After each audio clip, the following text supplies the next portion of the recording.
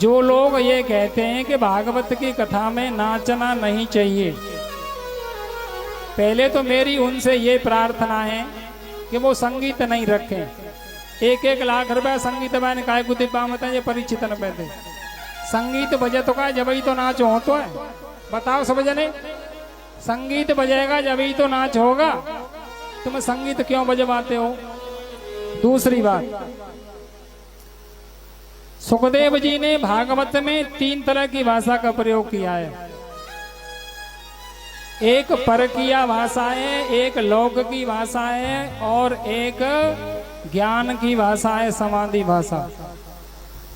तो जो समाधि भाषा है वो तो सबकी समझ में नहीं आती है। परकीय भाषा कहते हैं राजा रानियों की कथा और भगवान के नाम का कीर्तन, और लोक की भाषा है कि हम लोक के अनुसार बोलते हैं बात को। अच्छा, और भागवत के महात्म में 6वां अध्याय है, 86वां श्लोक है। सनकादिक बैठे हुए हैं, सुखदेव जी कथा कह रहे हैं।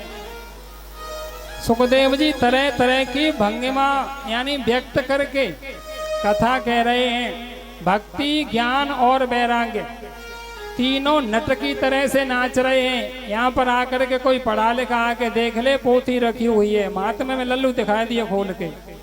ज्ञान, वैराग्य और भक्ति नट की तरह से नाच रहे हैं। अब नारद जी थे बड़े तुम भक्त ना होते ही। नारद जी बीणा बजा के नाच नाच के भगवान को कीर्तन करते हैं। इधर में हनुमान जी भगवान के हृदय हैं, वो हनुमान जी भी नाच नाच करके भगवान का गुणगान करते हैं। यहाँ भागवत में कोई छैचा पर ही नाच ले तो बिजली पर जाती है।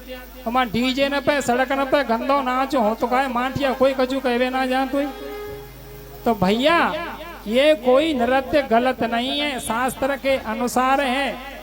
और जिसकी हस्ती जिंदा है उसी की मस्ती जिंदा है और उसी की भक्ति जिंदा है, और बाकी तो जबरदस्ती जिंदा है। भक्ति में तो रोना भी होता है और नाचना भी होता है। बोली वृंदावन बिहारी लाल की जय हो। तो सज्जनों, कोई भी बात यहाँ से संतों के मत के अनुसार ही कही जाएगी, गलत बात कोई नहीं कही जाएगी। अगर गलत है आप भागवत में पढ़ सकते हो।